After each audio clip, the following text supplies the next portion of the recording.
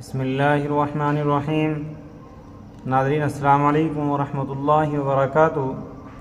ناظرین، آج پھر آپ حضرات کے سامنے قاری حنیف صاحب رحمۃ اللہ علیہ کا بیان لے کر حاضر ہوئے ہیں، جس کا عنوان ہے حضرت عمر فاروق رضی اللہ تعالی عنہ کی حکومت۔ دوستو، بہت ہی شاندار بیان ہے، آپ حضرات بیان کو مکمل سننا۔ لیجئے، پیش خدمت ہے قاری حنیف صاحب رحمۃ اللہ علیہ کا بیان۔ امیر المومنین خلیفۃ المسلمین سیدنا فاروق اعظم رضی اللہ تعالیٰ عنہ ان بہادر جوانوں میں سے ہے جن کا دبدبہ آج تک دنیا میں مانا جاتا ہے۔ اہل اسلام نے، مورخین نے تاریخ کی کتابوں میں لکھا ہے، اگر فاروق 1 سال اور زندہ رہ جاتے دنیا میں کفر کا نام و نشان باقی نہ رہتا۔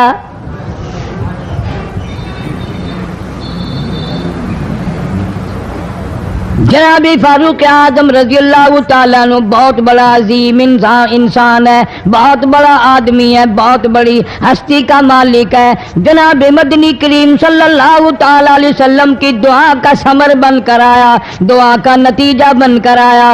ابراہیم علیہ السلام نے بیت اللہ کی تعمیر کرتے وقت دعا مانگی، بیت اللہ بناتے وقت دعا مانگی، امام الانبیاء صلی اللہ علیہ وسلم کو مانگا، گویا خلیل اللہ نے حبیب اللہ کو مانگا۔ خلیل کی دعا کا ثمر، خلیل کی دعا کا جواب، خلیل کی دعا کا نتیجہ کم سے کم 4000 سال بعد آیا۔ کالی کملی والے صلی اللہ علیہ وسلم نے جو فاروق اعظم کے لیے جھولی پھیلائی، ادھر جھولی پھیلائی، ادھر فاروق اعظم سامنے کھڑے تھے۔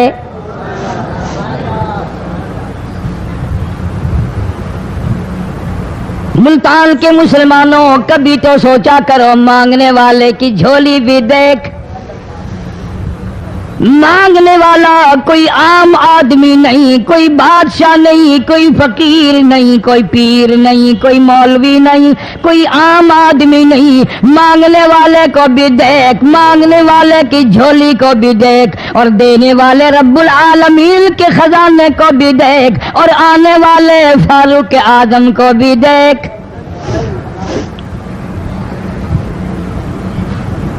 کس شان سے مانگا، رو رو کے مانگا، آہو جارزاری کر کے مانگا۔ مسلمان بڑے پریشان ہیں۔ سرزمین عرب میں، مکے کی سرزمین پہ مسلمانوں کی تعداد بڑی مختصر ہے۔ مورخین نے لکھا ہے فاروق اعظم رضی اللہ تعالیٰ عنہ کی تشریف لانے والے دن تک مسلمانوں کی تعداد صرف 14 تھی۔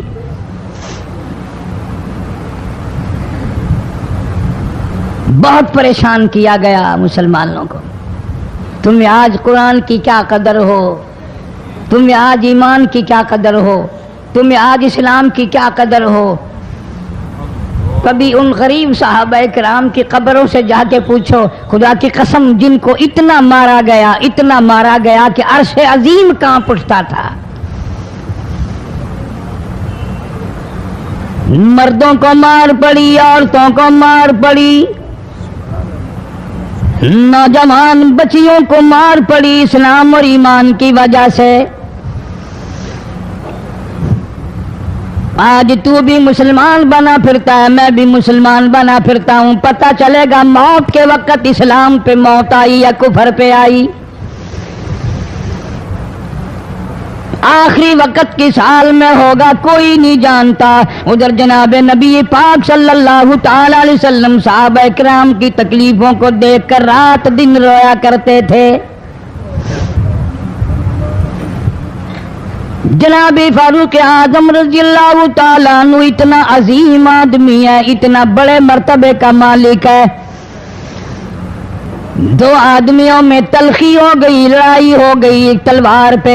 ایک مسلمان منافق ہے، ایک یہودی ہے، وہ کہتا ہے تلوار میری ہے، وہ کہتا ہے تلوار میری ہے۔ جناب نبی پاک صلی اللہ تعالی علیہ وسلم کے پاس تشریف لے آئے، حضور کی خدمت میں دونوں آ گئے، معاملہ سامنے رکھ دیا۔ جناب نبی پاک صلی اللہ تعالی علیہ وسلم نے معاملے کی تحقیق کر کے تلوار یہودی کو دے دی، اصل میں تھی بھی یہودی کی۔ وہ مسلمان جو تھا منافق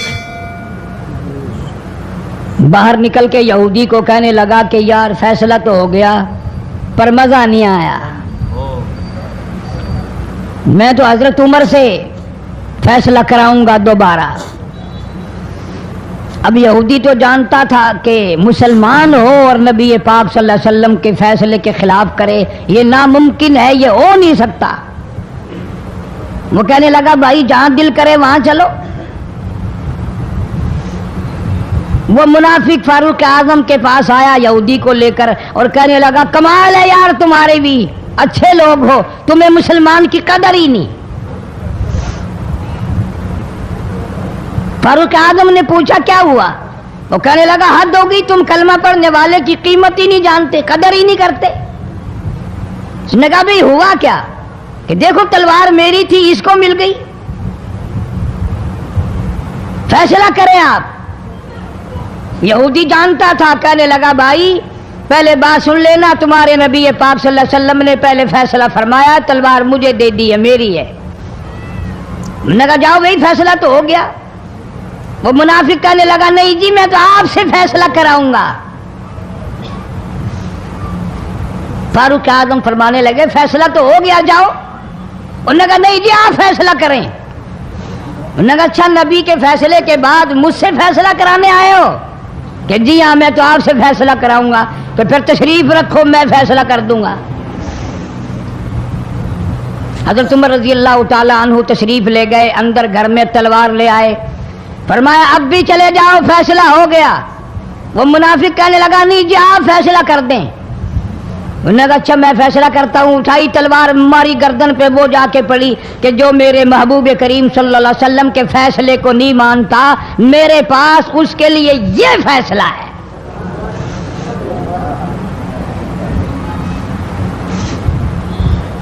اب وہ منافق تو مر گیا۔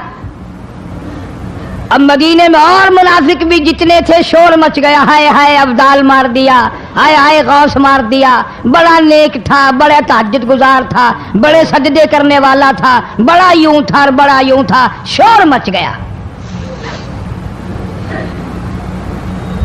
اور یہ سارے کے سارے نبی پاک صلی اللہ علیہ وسلم کی خدمت میں حاضر ہوئے۔ انہوں نے کہا جی بدلہ دلواؤ، ظلم کر دیا فاروق اعظم کے بارے میں کہا۔ آپ صلی اللہ علیہ وسلم نے معاملے کی تحقیق فرمائی تو آپ نے فاروق اعظم رضی اللہ تعالیٰ عنہ کو بلوایا اور فرمایا معاملہ کیا ہے؟ تو فاروق اعظم نے فرما دیا جی آپ کے فیصلے کے بعد یہ میرے پاس فیصلہ کرانے جو آئے، اس کے لیے میرے پاس، جو تیرا فیصلہ نہ مانے میرے پاس اس کے لیے یہی فیصلہ ہے، اور کوئی فیصلہ کرانے کے لیے آ کے دیکھے یہی فیصلہ کروں گا۔ اب وہ منافق تو ہوتا ہی بے ایمان ہے، وہ مکر گئے۔ انہوں نے کہا نہیں جی ہم میں سے کوئی فیصلے کے لیے گیا ہی نہیں، میں تو بیچارہ نماز پڑھ کے اللہ اللہ کرتا ہوا جا رہا تھا اور خام مار دیا یوں ہی، کوئی جھگڑا نہیں، کوئی لڑائی نہیں، کوئی فساد نہیں، کوئی فتنہ نہیں، یوں ہی مار دیا بیچارہ، ہائے قرآن پڑھتا ہوا مار دیا، ہائے اللہ اللہ کرتا ہوا مار دیا۔ اب ضرورت پڑی گواہ کی کہ بھی اس بات کا گواہ کون ہے کہ یہ دوبارہ فیصلہ کرانا چاہتا تھا۔ منافق جھوٹ بولنے میں کوئی سانس خالی نہیں جانے دیتا۔ ارشاد فرمایا مدنی کریم صلی اللہ تعالی علیہ وسلم نے لوگوں منافق کی 3 نشانیاں، منافق کی 3 پہچان ہے، منافق کی 3 عادتیں ہیں۔ اذا حدث کذب، جب بھی بات کرے گا جھوٹ بولے گا۔ اذا وعد اخلف، وعدہ کرے گا اس کے خلاف کرے گا۔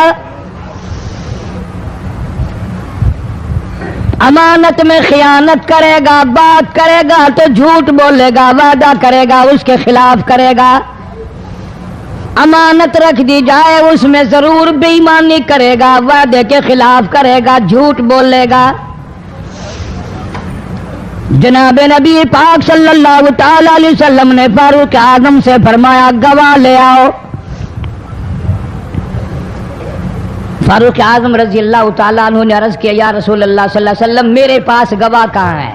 یہ آئے تھے، میں نے وہاں کوئی پارٹی بٹھا رکھی تھی یا کوئی مسجد کا معاملہ تھوڑا یہ جو نمازی گواہ مل جائیں، گواہ کوئی نہیں۔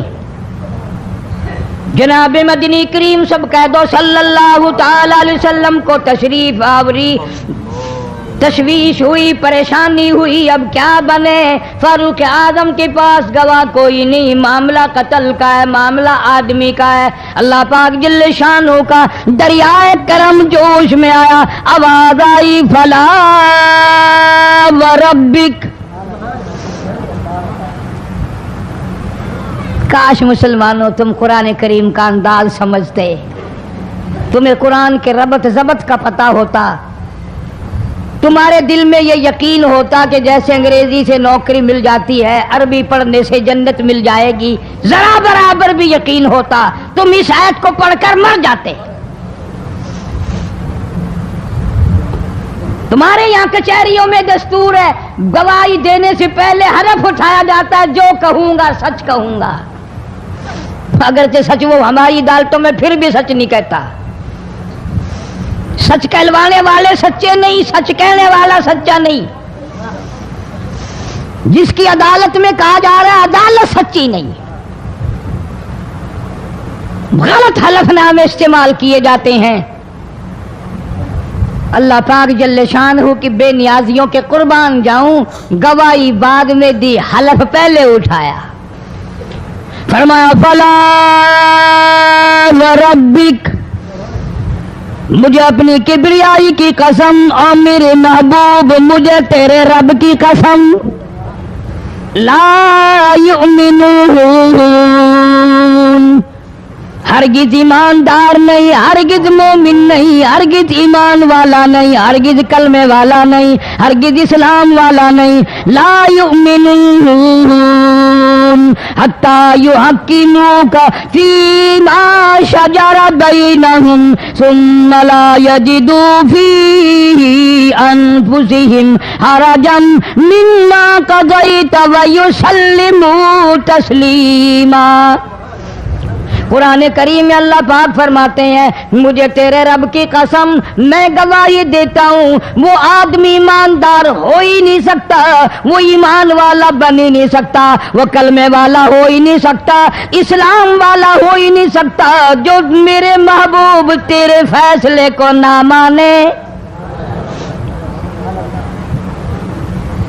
جو تیرا فیصلہ ٹھکرا دے، جو تیرے فیصلے کو تسلیم نہ کرے۔ میں خدا عدالت میں گواہ بن کر آیا، میں گواہی دینے کے لیے آیا ہوں، وہ ایماندار آئی نہیں جو کالی کملی والے صلی اللہ تعالی علیہ وسلم کے فیصلے کو نہ مانے۔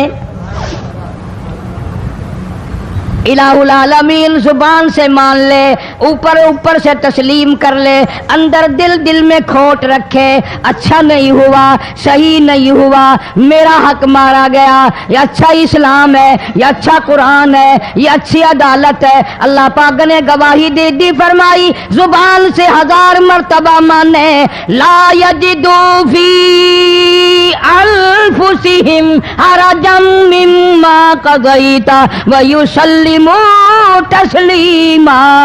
میرے محبوب کریم صلی اللہ علیہ وسلم تیرے رب کی قسم جس کے دل میں تیرے فیصلے کی بات ذرہ برابر بھی شک رہے وہ ایماندار ہو ہی نہیں سکتا۔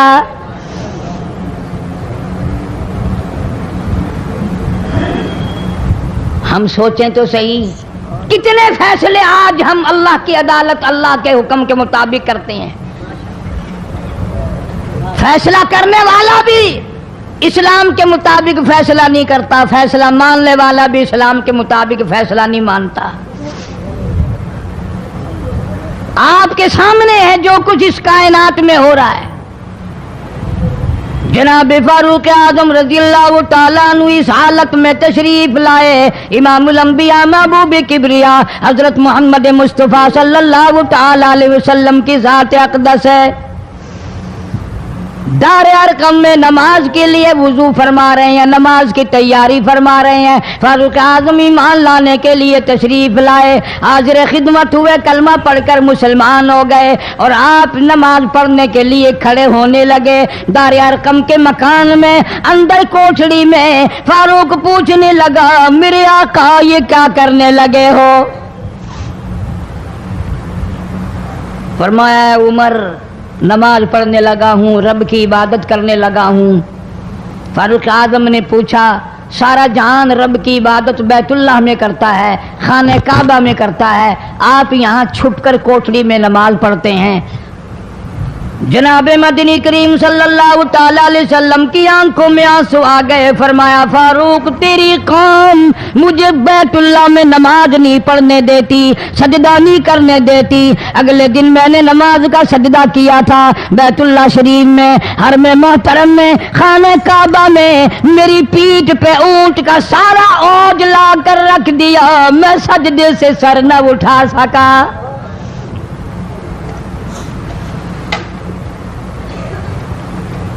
जनाब सिद्दीक अकबर रज़ियल्लाहु ताला अन्हु फरमाते हैं, जनाब मोहम्मद अरबी सल्लल्लाहु ताला अलैहि वसल्लम ने हरम मोहतरम में बैतुल्लाह शरीफ में खड़े होकर कुरान मजीद की 2-4 आयतों की तिलावत फरमाई। सारा मक्का मारने लगा।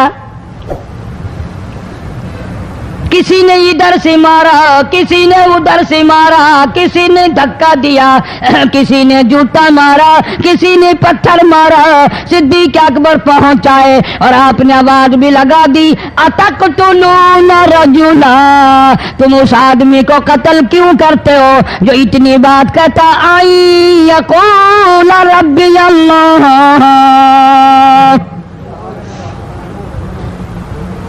क्यों मारते हो जो इतनी बात करता है कि रब मेरा अल्लाह है? इस जुर्म में मारते हो।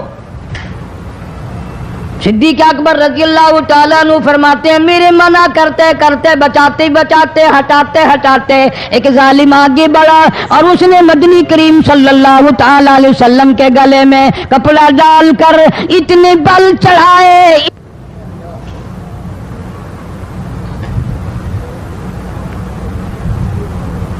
एक और कमीने ने आगे बढ़कर मोहम्मद अरबी सल्लल्लाहु ताला अलैहि वसल्लम के गले में कपड़ा डालकर इतना जोर से झटका मारा, हुजूर के मुंह मुबारक में झाग आ गए। इस दीन के पीछे, इस कुरान के पीछे बड़ी तकलीफें बर्दाश्त की हैं खुद मोहम्मद करीम सल्लल्लाहु अलैहि वसल्लम की ज़ात अक़दस ने। आज तुमने तमाशा समझ रखा है। जनाब फारूक आज़म रज़ियल्लाहु ताला अन्हु ने अर्ज कर दिया, मेरे आका जब तक मैं नहीं आया था कोठलियों में नमाज होती थी, छुप छुप कर आपने नमाजें पढ़ी, लेकिन ये हो नहीं सकता। मैं इस्लाम में दाखिल हो जाऊं, मैं गुलाम बन चुका हूं, मैं आपकी खिदमत में हाजिर हो चुका हूं, ईमान ला चुका हूं, और आप फिर भी घर में नमाज पढ़े तो मेरे आने का फायदा क्या हुआ? बैतुल्लाह में चलें, खाने काबा में चलें, आप वहां चलकर नमाज अदा फरमाएं। उमर तेरी कौम मारेगी, हमारी तादाद बड़ी है, बहुत थोड़ी है, हम बड़े कमजोर हैं, मारते हैं, मेरा गला घोंटा गया, मेरी पीठ पे ऊंट का सारा ओझ ला के रख दिया गया। खत्ताब का बेटा कहता है, आका सब कुछ हुआ, खुद देखा और खुद किया, सब कुछ सुना, सब कुछ हुआ, लेकिन ये सारे मामलात मेरे आने से पहले थे। मेरे आका अब चलो बैतुल्लाह में नमाज आप पढ़े, मैं जानू सारा मक्का जाने।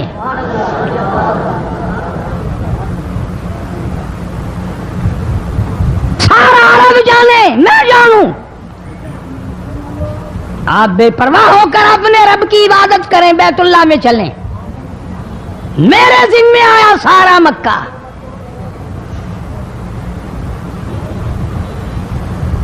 आप लोग तो ये नुक्ते समझेंगे ही नहीं।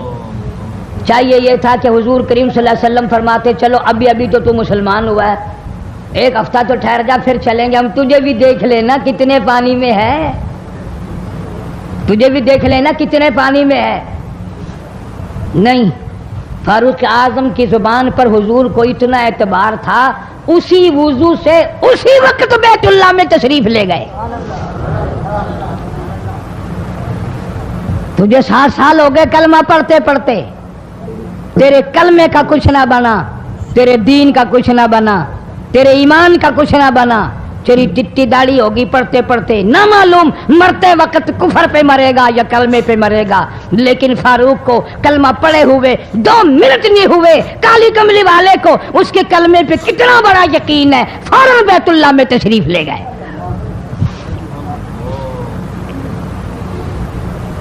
और खाने काबा में जाकर फिर फारूक आजम ने हमारे वाला काम नहीं किया।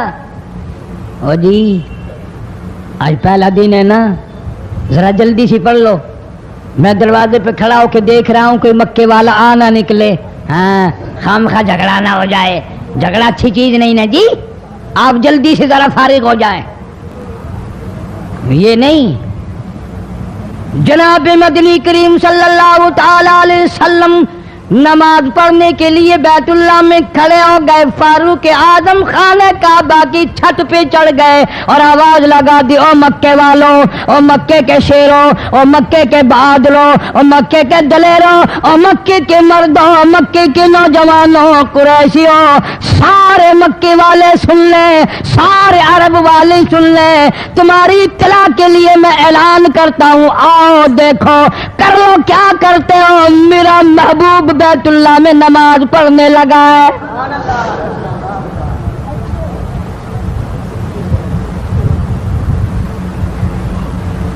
सिर्फ यही नहीं, आवाज लगा दी, मक्के वालों जिसने अपनी बीवी को बेवा बनाना हो सामने आ जाए, जिसने अपने बच्चों को यतीम कराना हो सामने आ जाए, जिसने अपने घर को उजाड़ना हो फारूक के सामने आ जाए।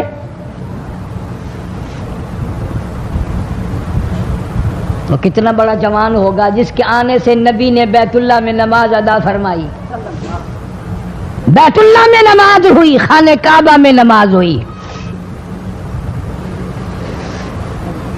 कितना बड़ा मुनसिफ, कितने बड़े अदल का मालिक। बैतुल मुकद्दस को फतह करने के लिए लड़ाई नहीं करनी पड़ी, इंसाफ काम आ गया, आगे बढ़कर चाबियां हवाले कर दी भाइयों ने।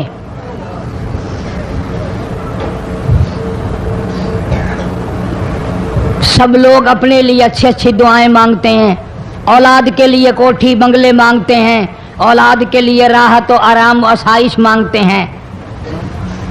आप ना जाने क्या क्या मांगते होंगे, मैं ना जाने अपने लिए अपनी औलाद के लिए क्या क्या मांगता हूँगा, लेकिन फारूक की दुआ तो देखो, कहता अल्लाहुम्मा रज़ुक़ना शहादतन फी सबीलिक। मौला तेरी हुजूर में मेरी इल्तजा है, मेरी दुआ है, मेरी मुनाजात है, मैं तेरी हुजूर में दुआ मांगता हूँ। मौला मुझे बिस्तर की मौत से बचा, मैं अपने घर की मौत से पनाह मांगता हूँ, तेरी राह में तेरे नाम पे कुर्बानी दिया चाहता हूँ। शहादत यूं ही नहीं मिला करती, इसके लिए तो बड़ी तगोदाव करनी पड़ती है, इसके लिए बड़ी जुस्तजू करनी पड़ती है, इसके लिए बड़े दामन फैलाने पड़ते हैं, इसके लिए बड़ी दौड़ धूप करनी पड़ती है। यूं ही तो अल्लाह पाक ने ऐलान नहीं कर दिया, फरमाया वला तक़ूलू लिमन युक़तलु फी सबीलिल्लाह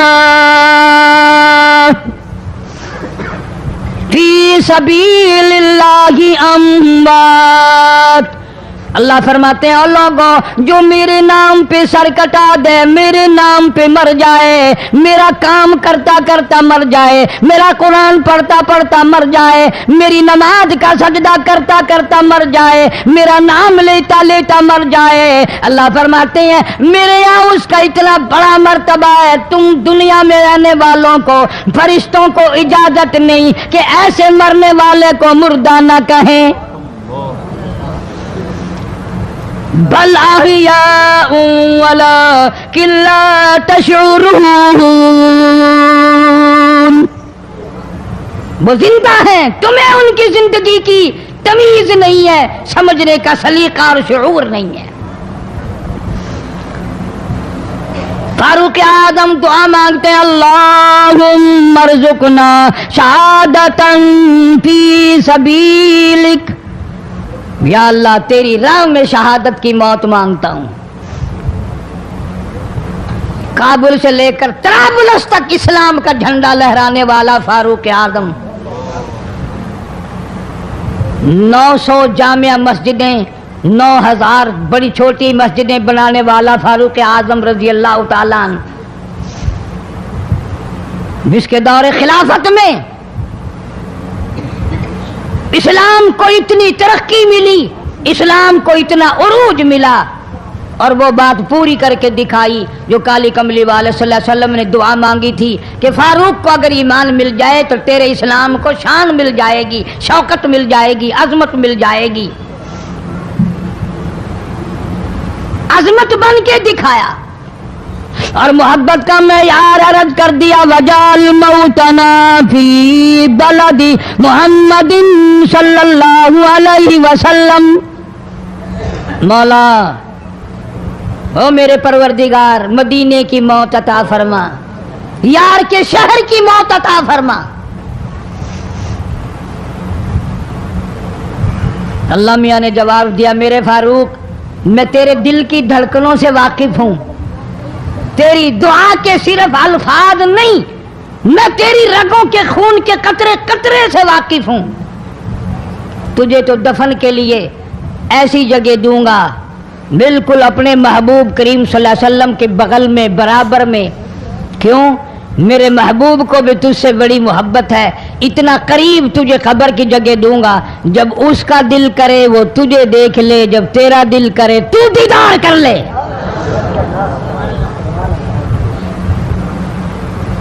تجھے تو اتنا قریب جگہ دوں گا، تو مدینہ مانگتا ہے۔ اور فرمایا فاروق تجھے ایسی موت دوں گا، کسی کی شہادت کی گواہی دینے کے لیے احد کا پتھر آئے گا، کسی کی شہادت کی گواہی دینے کے لیے حنین کی مٹی آئے گی، کسی کی شہادت کی گواہی دینے کے لیے بدر کی مٹی آئے گی، کسی کی گواہی دینے کے لیے احد کے پتھر آئیں گے، تو تبوک کی مٹی آئے گی، قادسیہ کی مٹی آئے گی، پر اے میرے فاروق اعظم رضی اللہ تعالیٰ عنہ، تیری شہادت کی گواہی دینے کے لیے میرے نبی کا مصلی آئے گا، تیری شہادت کی گواہی دینے کے لیے فجر کی نماز آئے گی، تیری شہادت کی گواہی دینے کے لیے سارا مدینہ آئے گا، تیری شہادت کی گواہی دینے کے لیے میرے نبی پاک صلی اللہ علیہ وسلم کی مسجد آئے گی، تیری شہادت کی گواہی دینے کے لیے مدینہ آئے گا، فجر کی نماز آئے گی۔ اللہ فرماتے ہیں او فاروق تیری گواہی دینے کے لیے میرا قرآن آئے گا۔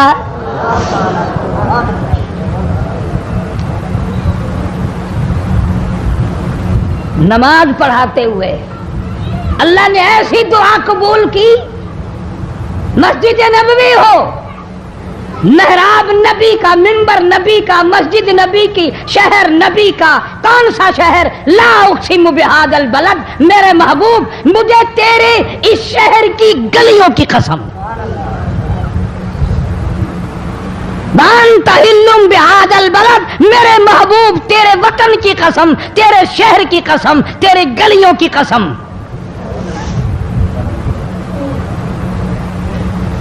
اتنا بڑا عظیم جوان پیشیمان بنا کھڑا ہے، نبی کے مصلی پہ کھڑا ہے، بے ایمان منافق نے چھرا مارا، نماز میں چھرا مارا، قرآن پڑھتے ہوئے کو چھرا مارا، فجر کی نماز پڑھاتے ہوئے کو چھرا مارا۔ وہ فاروق جو انصاف کا اتنا بڑا علم بردار تھا، مدینے میں ہے، زلزلہ آ گیا، بھونچال آیا زمین میں، ہم لوگ دعا مانگیں گے، ڈر کے مکان چھوڑ کے باہر بھاگیں گے، دکانوں سے باہر نکل جائیں گے، دب کر نہ مر جائیں۔ فاروق کی شان بتاؤں، کوڑا اٹھایا اور زمین پہ مارا، اسکن ٹھہر جا، زمین پہ کوڑا مار دیا، درہ مار دیا، ٹھہر جا، زمین ٹھہر گئی۔ یوں فرمایا میں تجھ پہ انصاف کرتا ہوں، تجھے ہلنے کی اجازت نہیں، تجھے ہلنے کی اجازت نہیں۔ زمین ٹھہر گئی، کسی نے آ کر خبر دی آتش فشاں پہاڑ سے لاوا نکل رہا ہے، آگ نکل رہی ہے، بستیاں جل رہی ہیں اور وہ آگ چل رہی ہے۔ فاروق اعظم رضی اللہ تعالیٰ عنہ نے اپنی چادر اتار کر دے دی، فرمایا جلدی جاؤ آگ کے سامنے یہ چادر کر دو اور آگ کو بتا دو یہ فاروق اعظم کی چادر ہے۔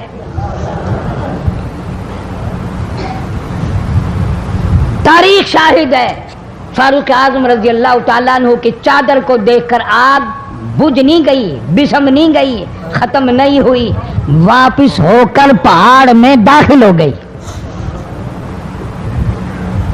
زمین پہ زلزلہ آیا تو درہ مار دیا، آگ جلاتی جا رہی ہے تو چادر دیکھ کر واپس ہو گئی۔ پانی کو خط لکھ دیا، اگر اللہ کے حکم سے بہتا ہے تو بہتا رہے، ورنہ ہمیں تیری کوئی ضرورت نہیں۔ میں تمہیں قسم اٹھا کے دیتا ہوں، فاروق اعظم کی چٹھی رکا دریا میں ریت میں دفن کر دیا گیا، دریا کی زمین نے آج تک سورج کا منہ نہیں دیکھا۔ جمعہ پڑھاتے وقت، خطبہ ارشاد فرماتے وقت آواز لگا دی مسلمان لشکر کو، ہوشیار ہو جاؤ، چاروں طرف تمہارے کافر گھیرا ڈالنے والا ہے۔ کئی سو میل دور تھے، وائرلیس نہ تھی، ریڈیو نہ تھا، ٹی وی نہ تھا، ٹیلی گراف نہ تھا، ٹیلی فون نہ تھا۔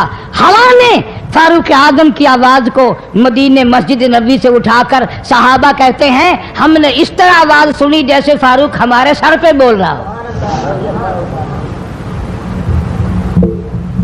ہوا نے احترام کیا، زمین نے احترام کیا، آگ نے احترام کیا، پانی نے احترام کیا۔ تو اگر احترام نہیں کرے گا تو فاروق کی شان میں کمی نہیں آنے والی۔ اتنا بڑا عظیم جوان کالی کملی والے صلی اللہ تعالی علیہ وسلم نے فرمایا جب فاروق جنت الفردوس میں تشریف لے جائیں گے 70,000 آدمی ساتھ جائے گا۔ نہ جانے کون خوش قسمت لوگ ہوں گے جو فاروق اعظم رضی اللہ تعالیٰ عنہ کے جھنڈے کے نیچے ہو کر جنت میں جائیں گے۔ اتنا اللہ والا جوان، اتنے خوف والا جوان۔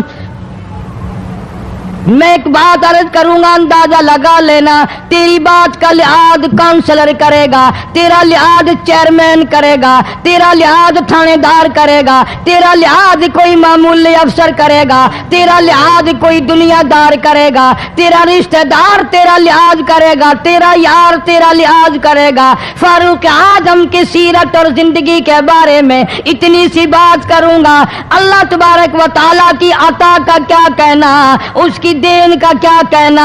جو فاروق فرش پہ پسند کرتا ہے مالک کی کائنات عرش پہ وہی پسند فرماتے ہیں۔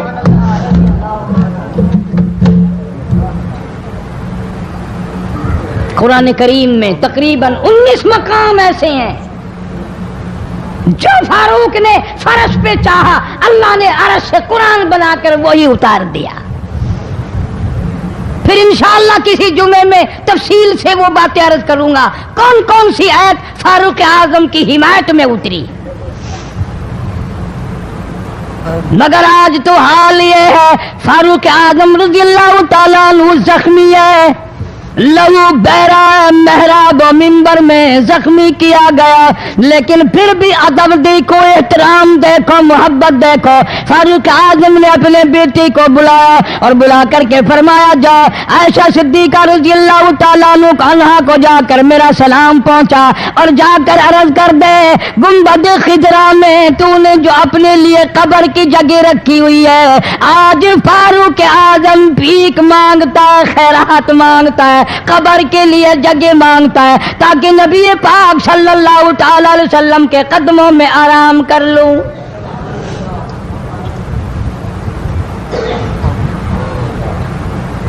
حضرت عبداللہ بن عمر رضی اللہ تعالیٰ عنہ تشریف لے گئے، جا کر حضرت عائشہ صدیقہ رضی اللہ تعالیٰ عنہ سے سلام عرض کیا اور یوں فرمایا کہ جا کے یوں کہہ دینا کہ ہے چھپا کفن میں آج عمر، اور سوالی آپ سے ہے سر بسر۔ فاروق اعظم دنیا سے جا رہا ہے، فاروق اعظم کے آخری سانس ہے، فاروق اعظم جیسا جوان دنیا سے جانے کے لیے تیار ہے۔ آپ کا حجرہ ہے، آپ کی یہ جگہ ہے، آپ نے اپنی قبر کے لیے جگہ رکھی ہوئی ہے۔ اللہ کے نام پہ فاروق اعظم قبر کے لیے جگہ مانگتے ہیں۔ حضرت عائشہ رضی اللہ تعالیٰ عنہ فرماتی ہیں کوئی اور مانگتا میں نہ دیتی، اس لیے نہ اور نبی آئے، نہ اور گنبد خضرا بنے، نہ مجھے قبر کی ایسی جگہ ملے، کون دیتا ہے؟ خدا کی قسم اما عائشہ صدیقہ رضی اللہ تعالیٰ عنہ نے وہ صدقہ کیا دنیا کی تاریخ کو شرمندہ کر دیا۔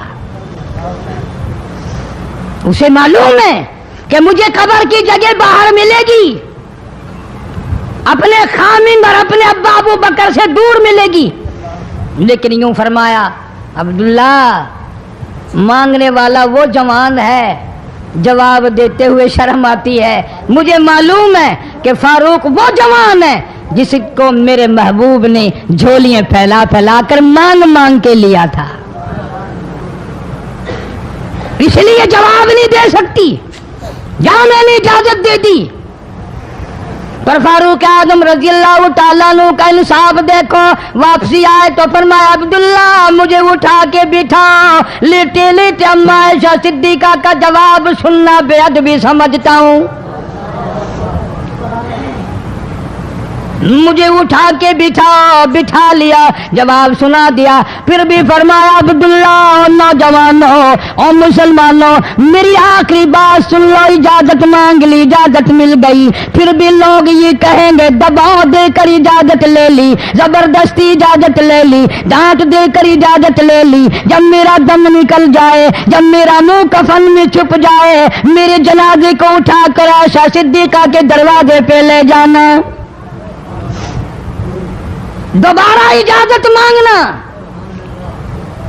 نہ میں زندہ ہوں، نہ میری حکمرانی ہو، نہ میری حکومت ہو، نہ میرا ڈر ہو، نہ میرا خوف ہو، اگر اجازت دے تو گنبد خضرا میں دفن کر دینا، ورنہ عام جنت البقیع میں دفن کرنا۔ تم لوگ جانتے بھی نہیں فاروق اعظم کس مرتبے کا مالک ہے، عرش والے سے پوچھو یا گنبد خضرا کے مالک سے پوچھو۔ جنازہ اٹھا کر عائشہ صدیقہ رضی اللہ تعالیٰ عنہ کے دروازے پہ لے جایا گیا، پھر اجازت ملی، فاروق اعظم رضی اللہ تعالیٰ عنہ کو پھر روضہ اقدس صلی اللہ علیہ وسلم میں دفن کیا گیا۔ فاروق اعظم کی تاریخ شہادت بھی لوگ یاد نہیں رکھتے، یکم محرم الحرام ہے، محرم کی پہلی تاریخ کو مدینہ پاک میں یہ واقعہ پیش آیا۔ یہ تو سلسلہ چلتا ہی رہے گا قیامت تک، اللہ کے نام پہ مرنے والوں کی کمی نہیں، قرآن کے نام پہ مرنے والوں کی کمی نہیں، ہزاروں لاکھوں لوگوں نے شہادت کے پیالے پیے، امام حسین رضی اللہ تعالیٰ عنہ نے اپنے خاندان کی، اپنی تمام گھر کی قربانی پیش کر دی۔ میں اس بات کو تسلیم نہیں کرتا کہ امام حسین حکومت کے لیے مر رہا تھا، حکومت کے لیے لڑ رہا تھا، سلطنت کے پیچھے مر رہا تھا، حکومت اور مال و دولت کے پیچھے مرا تھا، نہیں، انشاءاللہ اگلے جمعے کو تفصیل سے عرض کروں گا کہ وہ حسین جس کی رگوں میں فاطمہ الزہرا کا خون ہو، وہ حسین جس کی رگوں میں شیر خدا علی مرتضیٰ رضی اللہ تعالیٰ عنہ کا خون ہو، وہ حسین جس کو گھٹی کالی کملی والے نے صلی اللہ علیہ وسلم نے اپنی لعاب کی دی ہو، وہ دولت کے پیچھے نہیں مر سکتا، وہ قرآن اور ایمان کے پیچھے مر سکتا ہے۔ اور ظاہر بات ہے آپ لوگوں نے بھی سن لیا، میں نے بھی سن لیا کہ ہمارے پاکستان کا صدر محمد ضیاء الحق 11 سال 1 مہینہ 12 دن حکومت کرنے کے بعد اس دنیا فانی سے رخصت ہو گئے، انا للہ و انا الیہ راجعون۔ ایسا صدر، ایسا بادشاہ جب سے پاکستان بنا آج تک نہیں آیا اور انشاءاللہ آئندہ آئے گا بھی نہیں. کیوں؟ نہ تمہاری نیت اچھی ہو نہ آئے، نہ میری نیت اچھی ہو نہ آئے. تم ثابت نہیں کر سکتے کہ کوئی ایسا صدر اور وزیر اعظم آیا ہو جو 5 وقت کی نماز پابندی سے پڑھتا ہو، بلکہ یہاں تو ایسے ایسے بادشاہ آئے جن کے ایک سجدے کا گواہ کوئی نہیں. صدر جنرل ضیاء الحق 5 وقت کا نمازی، رمضان کا روزہ کبھی نہیں چھوڑتا تھا، ہر سال بیت اللہ شریف میں جا کر 27ویں رات گزارتا تھا، جس کے آنے سے ریڈیو پہ اذان سنائی دینے لگی، جس کے آنے سے اقوام متحدہ میں کی ساری عمر میں قرآن کی تلاوت پہلی دفعہ کی گئی. جہاں تک ہو سکتا تھا اسلام کرتا تھا، اسلام اور شریعت کا نفاذ کے لیے ہر وقت کوشش کرتا تھا، جدوجہد کرتا تھا، نماز کی بات کرتا تھا، قرآن کی بات کرتا تھا، ایمان اور یقین کی بات کرتا تھا، محمد کریم صلی اللہ علیہ وسلم کی ختم نبوت کی بات کرتا تھا. اس لیے لوگوں کو اچھا نہیں لگتا تھا. آج وہ ہم میں سے اس دنیا سے چلے گئے، کچھ ان کے ساتھ اور بے شمار لوگ چلے گئے. اللہ سبحانہ و تعالی ان سب کی مغفرت فرمائے، اللہ جوار رحمت میں جگہ عطا فرمائے اور سارے پاکستان کی حفاظت فرمائے. میں تو دعا کرنے والا آدمی ہوں، میں روس کا پیسہ کبھی نہیں کھاتا. کوئی لیبیا کے تھرو کھاتا ہے، کوئی شام کے ذریعے کھاتا ہے، کوئی عراق اور ایران کے ذریعے کھاتا ہے، کوئی امریکہ کا کھاتا ہے، کوئی روس کا کھاتا ہے، کوئی ہندوستان کا کھاتا ہے، کوئی چین کا پیسہ کھاتا ہے. میں کسی کا غلام نہیں، میں کسی کا خادم نہیں، میں کسی کے ماننے والا نہیں. میں تو محمد کریم صلی اللہ علیہ وسلم کی مدینے والی سرکار کا غلام ہوں. صاف بات کہوں گا کہ صدر ضیاء الحق جیسا تم صدر انشاءاللہ لا نہیں سکو گے. تم رمضان شریف میں ایک قرآن سنتے ہوئے مرتے ہو، وہ 2 قرآن سنا کرتا تھا. وہ نماز کو مسجد میں پڑھنا پسند کرتا تھا، تمہیں گھروں میں پڑھنے کی توفیق نہیں. اور جتنے تم ان کی سازشیں کرنے والوں، برا کہنے والے ہو، کوئی صدیوں کی بات نہیں. ہم نے تمہیں بھی دیکھ رکھا ہے اچھی طرح سے. 70 سے لے کر 77 تک کا تمہارا حال سب کو معلوم ہے. کال بھول گیا تمہیں. تم جتنا امن آشتی کا نام لیتے ہو اتنے ہی درندے بن کر آتے ہو. اور یہ بات کوئی نہیں، مرنا جینا سب کے ساتھ لگا ہوا. ضیاء الحق مر گیا، تم نہیں مرو گے، تمہارے باپ دادا نہیں مر گئے. صدر ضیاء الحق کے بچوں کو تو پھر بھی کچھ نہ کچھ مل جائے گا. ممکن ہے تیرے بچوں کو جب تو مرے مانگی ہوئی بھیک کے ٹکڑے بھی نہ ملیں. بدماشی کرتے ہیں کئی لوگ، بکواس کرتے ہیں مرنے کے بعد.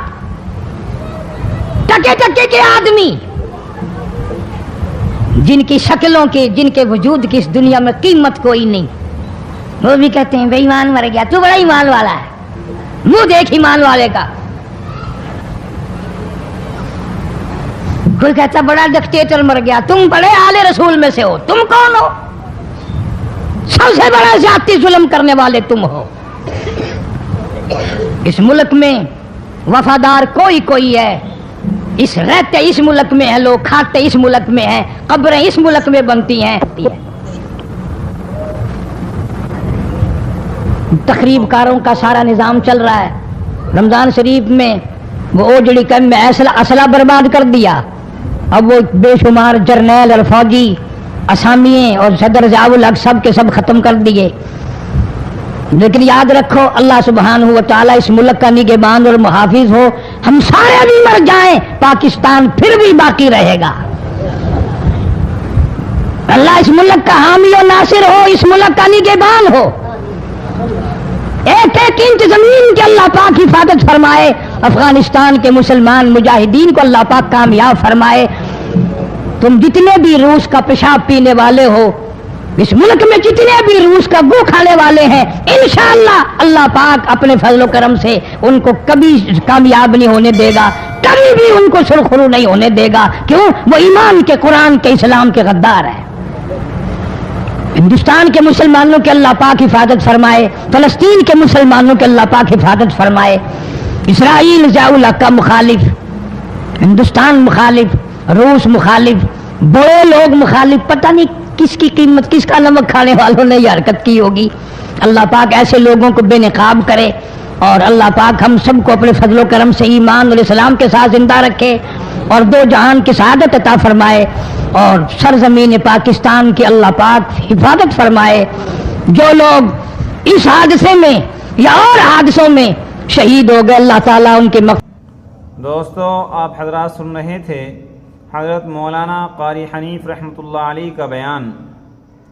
دعا فرمائے اللہ تبارک و تعالی حضرت کی مغفرت فرمائے، حضرت کے درجات کو بلند فرمائے۔ دوستو، حضرت نے ایک عنوان پر اپنے بیان سے ہم سب کو ایسے نوازا ہے کہ جس عنوان کا چاہیں، جس متعلق چاہیں، ان کا بیان آپ حضرات یوٹیوب پر منگوا کر سن سکتے ہیں۔ دوستو، اللہ کے نبی صلی اللہ علیہ وسلم کی شان کتنی مبارک شان تھی کہ اللہ کے نبی صلی اللہ علیہ وسلم نے تمام صحابہ کی کیسے تربیت فرمائی، اور پھر صحابہ اکرام رضی اللہ تعالی عنہم اجمعین نے اللہ کے نبی صلی اللہ علیہ وسلم پر کیسے اپنی زندگی کو قربان کیا۔ دوستو، آج ہم سب اس دین کے اندر کچھ بھی کرنے کے لیے تیار نہیں ہیں، یعنی دین کی محنت کو ہم نے بالکل چھوڑ رکھا ہے، جبکہ اللہ کے نبی صلی اللہ علیہ وسلم نے بڑی محنتوں سے صحابہ کرام رضی اللہ تعالی عنہم تک یہ دین پہنچایا، اور پھر صحابہ کرام رضی اللہ تعالی عنہم اجمعین نے محنت کی، تب جا کر یہ دین ہم تک پہنچا۔ دوستو، ایک صحابی کا واقعہ ایسا ہے کہ آدمی جب ان کو سنتا ہے تب ان کی قدر کا پتہ لگتا ہے۔ اس لیے ہمیں چاہیے کہ ہم بھی اللہ کے نبی صلی اللہ علیہ وسلم کے طریقے کے مطابق زندگی گزاریں، اللہ کے نبی صلی اللہ علیہ وسلم کی بتائی ہوئی سنتوں پر عمل کریں۔ دوستو، اس دنیا میں رہ کر اگر ہم نے لاپرواہی کے ساتھ اپنی زندگی کو گزار دیا تو کل قیامت کے دن پچھتاوے کے علاوہ کچھ نہیں ہوگا۔ آپ حضرات اپنی زندگی کو اللہ کے نبی صلی اللہ علیہ وسلم کے طریقے کے مطابق گزاریں۔ چلتے ہیں، پھر اگلے بیان میں ملاقات ہوگی۔ قاری حنیف صاحب رحمۃ اللہ علیہ کا بیان سننے کے لیے ہمارے چینل کو سبسکرائب کریں، ویڈیو کو لائک اور شیئر کریں۔ السلام علیکم ورحمۃ اللہ وبرکاتہ۔